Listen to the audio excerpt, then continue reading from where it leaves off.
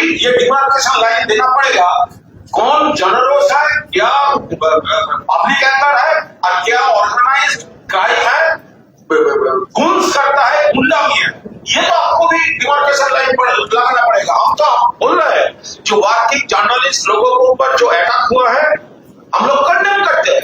क्यों करेगा? जर्नलिस्ट का क्या दोष है? जो फील्ड में काम करते हैं, अगर किसी का बड़ा सा कोई चोट हो जाता कौन रेस्पॉन्सिबिलिटी लेता? जर्नलिस्ट लोग तो भीड़ के बीच ही काम करेंगे, जर्नलिस्ट तो भीड़ के दूर में काम नहीं कर सकता। क्यों जर्नलिस्ट लोगों के ऊपर अटैक होगा? लेकिन आप फील्ड में काम कर रहे हैं और जो पॉलिसी मेकर घर से बोल रहा है, जिस ऑर्गेनाइज अटैक को जनरल्स और पब्लिक अंदर बोल रहे हैं, ये तो डिमार्केशन लाइन तो आपको मेंटेन करना है ना। लेकिन हमारा खिलाफ हो रहा है, आपका खिलाफ हो रहा है, ये सोसाइटी में ये कल्चर नहीं चलेगा, ये चलना नहीं चाहिए। ये आप बोल रहा है कौन लेफ्ट का लीडर देखा कुछ नहीं किया, हंसते हंसते निकल गए। अगर देखिए मैं वो वीडियो नहीं देखा, लेकिन रुकना चाहिए, रुकना चाहिए।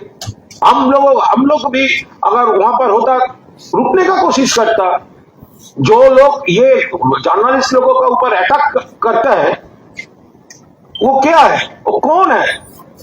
वो आज इसके ऊपर करेगा, काल उसके ऊपर करेगा, परसों इसके ऊपर, ये उसका कल्चर है। ये आप इंटेलिजेंस मत दीजिए।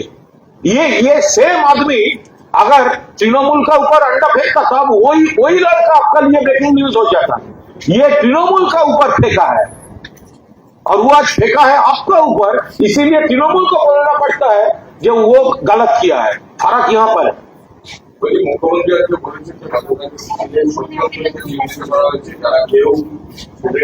প্রশাসনিক বিষয়, পুলিশের বিষয়, ওটা এক্ষুনি বলতে পারবো না। কি বলবে যে এখানে কার্যত যে মামলাটা দায়ের হচ্ছে এটা নিয়ে আপনাদের বক্তব্য মানে নতুন না, এটা হচ্ছে যে আমি সাংবাদিকদের উপর হামলার আমি তীব্র নিন্দা করছি, তাদের কড়া শাস্তি হওয়া উচিত।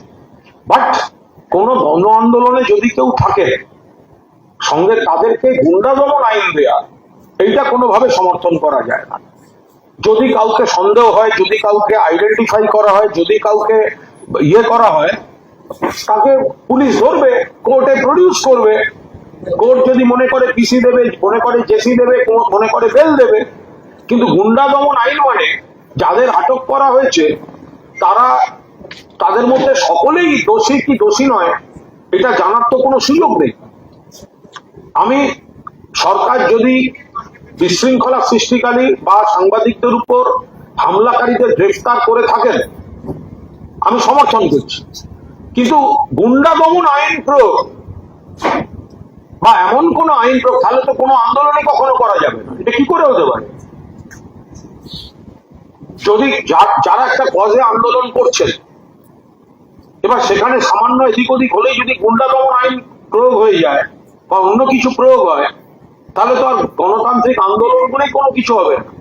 কিন্তু যারা গন্ডগোল ভাঙচুর বা সাংবাদিকদের গায়ে হাত দেওয়া করেছে তাদের তো অ্যারেস্ট হওয়া উচিত।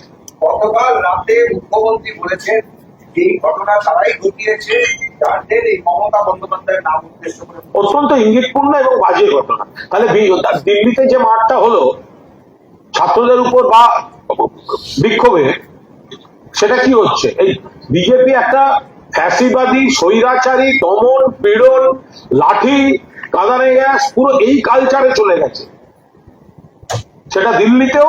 আর কাল আমাদের আজকে তৃণমূলের ছাত্র যুবদের মিছিল, কাল সন্ধ্যাবেলা পারমিশন দিয়েছে, রাতে আবার না, আবার এখন কোর্টে, আমরা কোর্টে গেছি, আমি এখন ওখানে যাচ্ছি স্পটে। 70 জনকে চিহ্নিত করেছে এবং মুখ্যমন্ত্রী বিবৃতি দেওয়ার সময় বললেন এদের সাথে এই মিছিলে যারা হেঁটেছে তাদের কোনো সম্মানে, অর্থাৎ এদের সাথে শিক্ষার কোনো ব্যাপার নেই। আমি আবার বলছি, যদি কেউ দোষ করে থাকে এবং হামলায় যদি করে থাকে, কোনো কাউকে কোনো কজে সমর্থন করতে যাওয়াটা কিন্তু দোষের মধ্যে পড়তে পারে না। একটা মিছিল একটা কজে ডাকা হয়েছে, সেখানে শুধু তারাই আছে আর বাকি কেউ নেই, এটা তো হতে পারে না। এরকম অনেক আন্দোলন আছে, কোনো পেশার হতে পারে, কোনো সেকশনের হতে পারে, তাদের প্রতিবাদ, আপনি তাকে সমর্থন করতে যেতেই পারেন। কিন্তু সেখানে যদি কেউ অন্যায় কাজ করে থাকে, বিশৃঙ্খলা করে থাকে, আইন শৃঙ্খলা হাতে নিয়ে থাকে, সাংবাদিকদের মেরে থাকে, তাদেরকে অ্যারেস্ট করতেই পারে। মানে